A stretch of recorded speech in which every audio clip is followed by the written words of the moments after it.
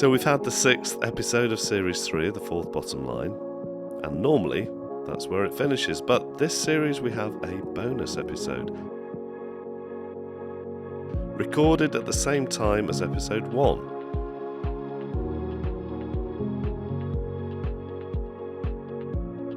In the Woods with Giles Hutchins.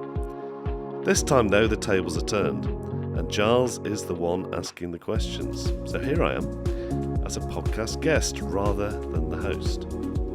This episode is also available in video on Spotify and YouTube. I hope you enjoy it.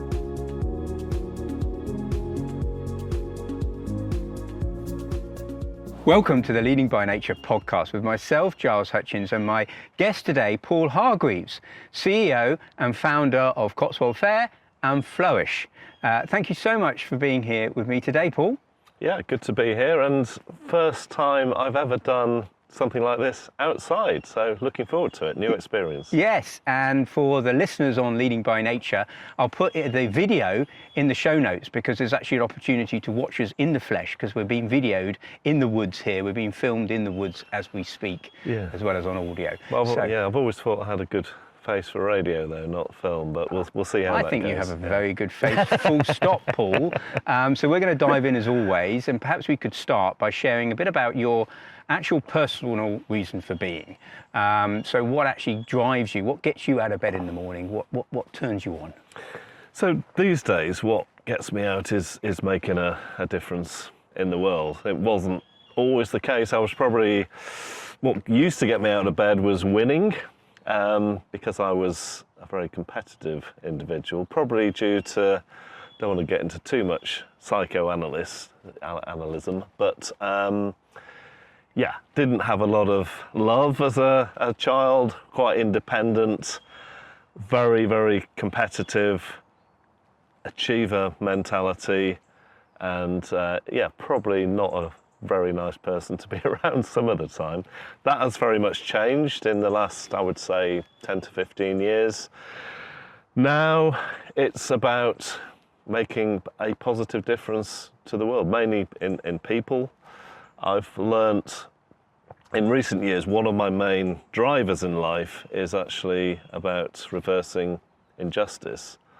So I went on a walk actually in India, a spiritual walk with a Indian guru figure. As you do. Well, as some people do. It was a new experience for me. That was another new experience. And it was through those 8 days that I kind of realised what was my kind of core essence. And it was the sense of, I always had this annoyance about injustice. I hate unfairness. And looking back to my childhood, I hated anything that wasn't fair. If I felt I was not getting treated fairly by my mum and dad compared to my brother and sister, it used to really annoy me. But also, probably more importantly, if there was unfairness in the world. We lived on the edge of a very large council estate. I think it was the largest in Europe at the time, a place called Wythenshawe, on the edge of Manchester. And we lived just off that in a much bigger house. But I always felt, well, this seems not quite fair. We're in this nice big house and they're, in very small houses. I remember my dad actually saying, which still annoys me to this day, driving through this council estate and being annoyed that people there had cars. They don't deserve cars. I thought, what? What's that all about? So the world is unfair, we know that.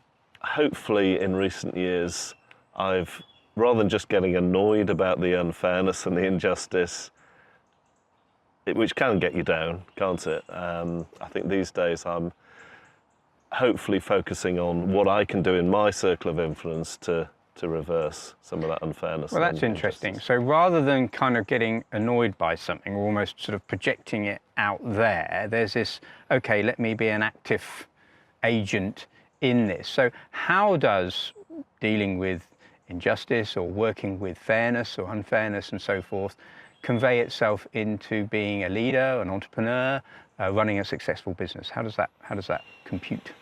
Well, I think one of the main ways we can make a difference is through the people we employ. One of our two businesses. The Flourish bit is in the retail and hospitality world, which is an area of business in the UK where people are just treated really, really poorly. So giving people self-respect, giving them a sense of pride about coming to work, giving them better terms and conditions than other people in that sector is probably the primary way we can make a difference. And I think, we were, during the probably COVID cost of living time, I was probably watching the news too much. It was getting me down. I just suddenly had a wake-up call. I thought, well, forget that.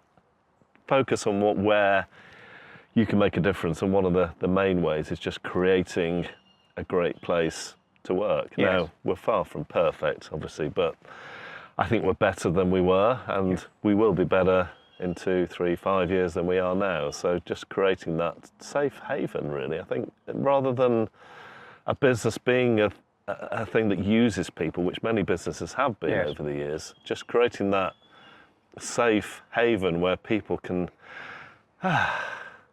enjoy getting up and going to work. In fact, I think it was about 9 months after we started Flourish, 2 people came to me on the same day, totally independent of each other, and one was mid-40s, probably one was mid-50s, and they both said to me on the same evening that before they worked for us, they never looked forward to going to work in the morning, which, obviously made my day, but also how sad is that? Yes. Well, as you know, there is a whole host of people these days who are just working in soul-sapping organisations, which is not really benefiting the organisation either.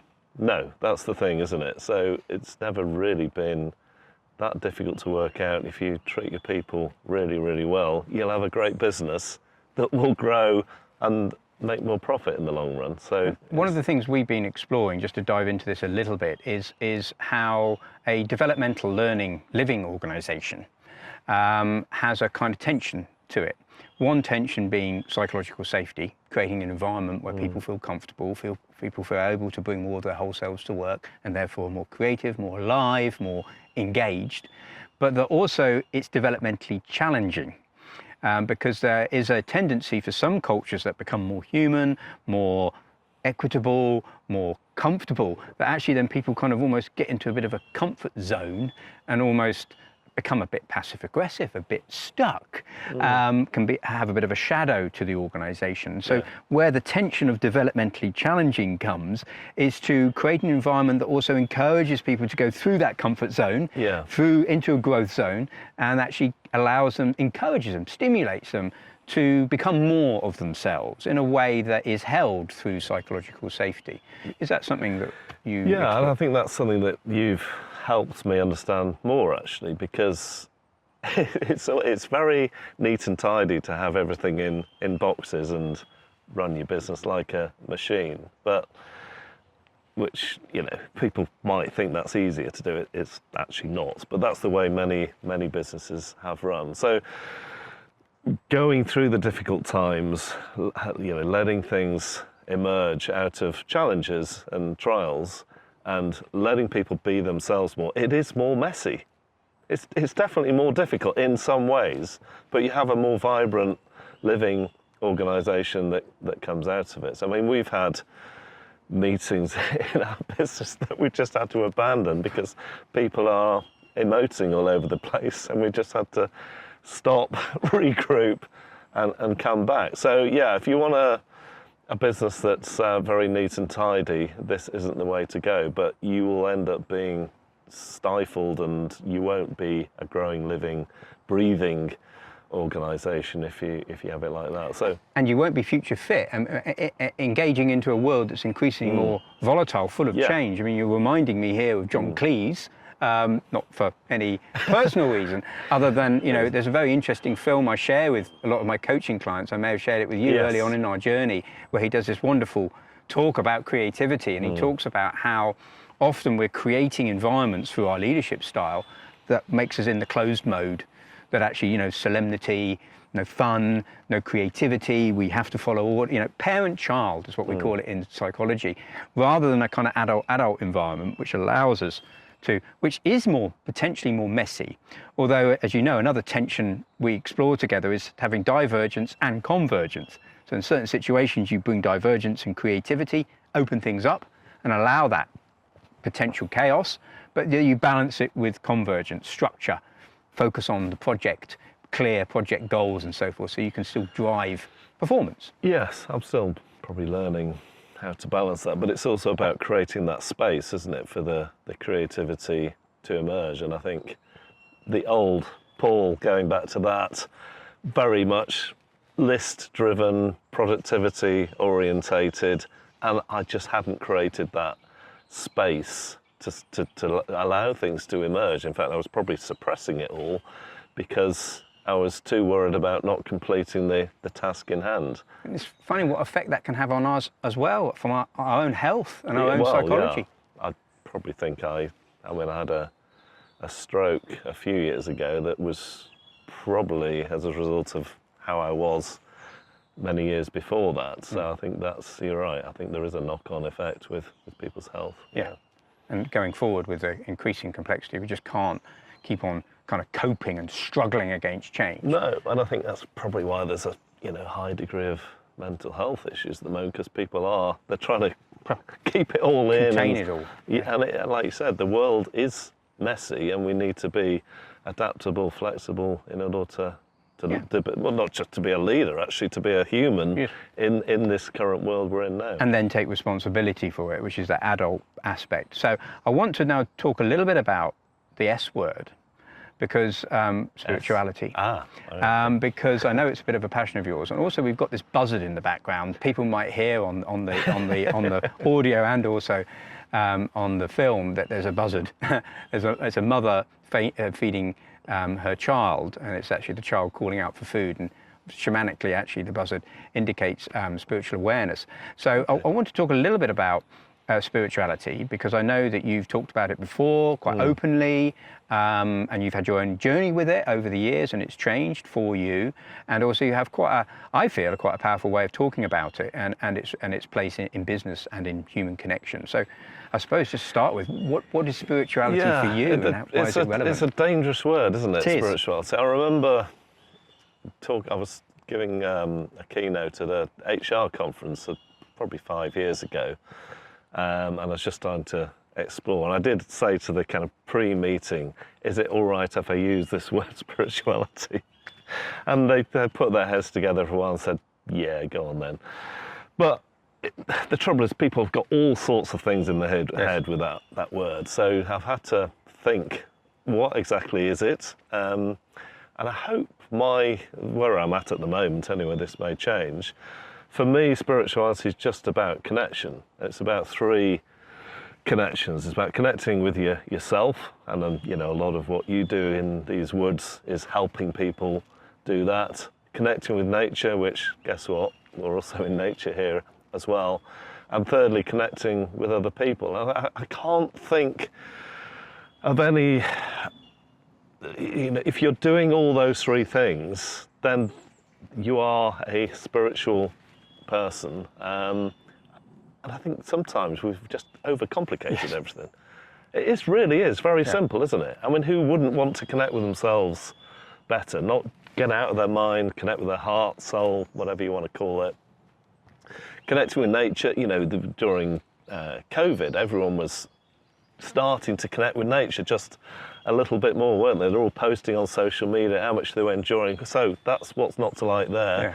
And obviously connecting with other humans, which, we've probably got worse at over the last 500 years. I think our ancestors were probably much better at that, but that's probably because we haven't done the other 2. So the whole 3 go together. I can't think of another connection that would make sense. So someone said to me, well, what about purpose, connecting with purpose? But I think if you're connecting with yourself, nature and people, then you're also connected with purpose. It's a nice little trinity and unity you develop there, which I think you're right. When you get those 3 going, purpose comes through it. In fact, you could argue it's rather than a North Star, it's a lived purposefulness, because the very act of connecting truly to oneself, to listening, tuning in, connecting to nature, connecting to others, is by its essence, actually a purposefulness. Yes, and I think people associate spirituality with religion, which is a mistake in my view, but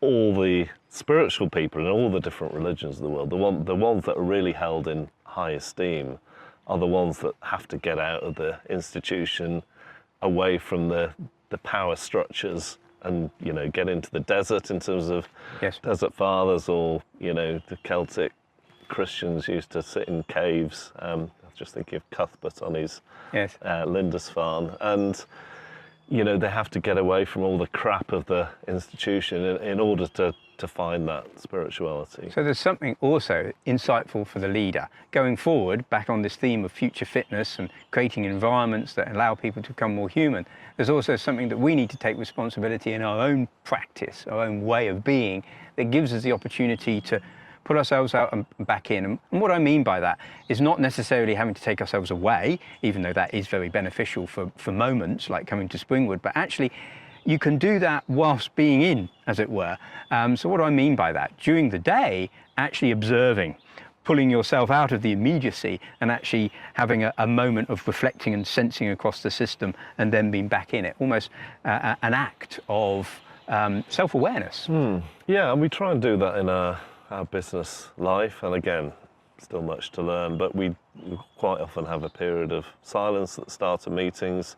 Just helps people get out of that achiever productivity mode and just get out of their heads, think about their emotions, their bodies, how they're feeling today.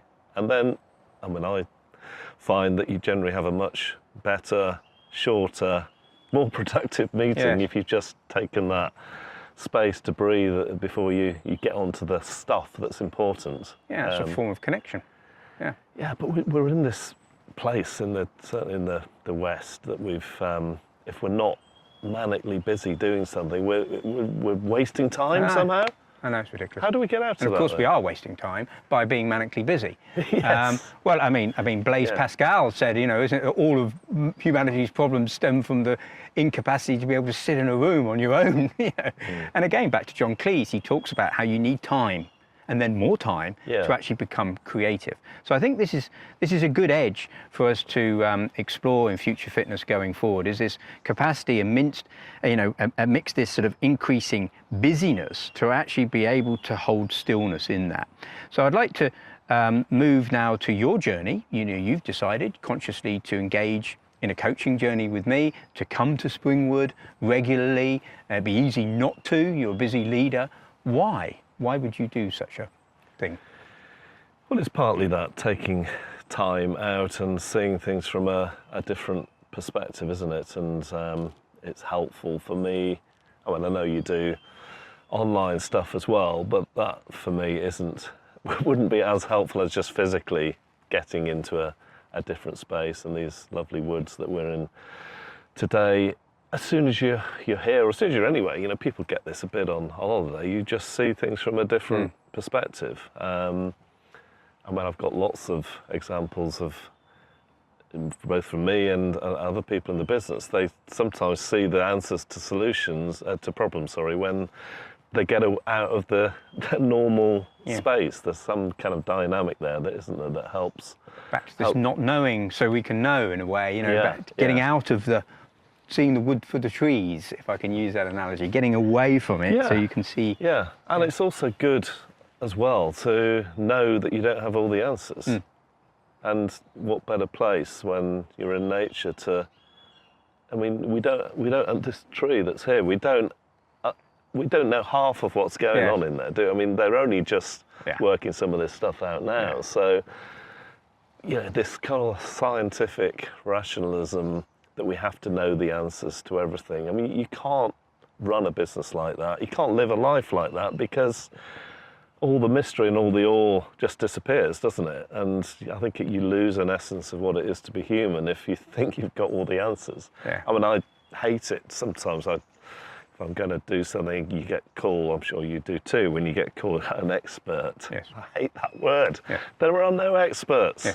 No one. We only have some of the answers by the group dynamic. That word should be definitely band because But I mean, what is interesting there? I mean, maybe there's a craftsmanship that one might have, which is to be truly passionate about what one's doing, whereas a kind of expertise comes in. But that craftsmanship or that artisanship has a soulfulness about it, which by its nature is open to the not knowing. This is John Keats' negative capability, which I think is increasingly more important for the world we're in, which is to allow this stillness, to allow this not knowing within that field, to then be very detailed in our craft and bring in expertise in that particular way. So to finish, to wrap up this wonderful conversation here in the woods with you, anything from your experiences of being here at Springwood, and you've had overnight experiences, sleeping with your head next to trees and so forth, we've had storms, we've had all sorts of things together in this experience, what would you say is something that's been useful, that is also helpful for others on the journey? Well, yeah, I mean, one of those things was that night I spent in a storm, sleeping under a tree, getting quite wet. Because the tree I was sleeping under, which is a slightly different part of the woods, but it was a very gnarled tree. It had been struck by lightning, I guess, and things have fallen off it, branches have fallen off it. And I had a very strong sense the day after and the days after that experience of being a wounded healer, which we all are, aren't we? And it's and I think if more people could understand that through, everyone's had difficult lives, and one way or another, some a lot more difficult than others. But there's this wonderful sense that each individual human is so unique because of those good, negative traumas, in some cases, of their past lives, which makes them being able to give a unique gift to the world. And if more people could grasp hold of that, they would not only give more to the world, but they'd also be happier, more fulfilled. Just that sense of knowing they're a unique individual. They're not in the machine. They're not, just one of the 8.5 billion people in the world, whatever the number is these days. But they have a unique gift to give to the world, and they're a stronger person, able to give more through the brokenness. It's like the Japanese art of kintsugi, where they break a pot, or the pot is broken, and then they join it all back together, and the gold is in the filling. I think that's a wonderful analogy of it's through our brokenness that we actually have more to give to other people as a human, but also as a business leader, and vulnerability obviously is part of that, and I'm more than happy to show my vulnerability in my organisation because I also am a human being, just like the people who work for us. Well, that's it, and as a leader, many people do look to you to sort of set that tone. I mean, what comes to me is actually the very powerful image of the crucifixion and the cross, which it's got many levels to it, but at one level is that concept of being totally vulnerable, broken, open to the world, to experience a kind of continual death, rebirth, in order to become wise. And also this idea that the wounds are what give us insight, and allow the soul to grow, as well as this idea that you have the vertical pole and you have the horizontal pole. And the horizontal pole in many ways is this scientific, mechanized way of seeing the world that you spoke to, which is where the expert resides, which is useful.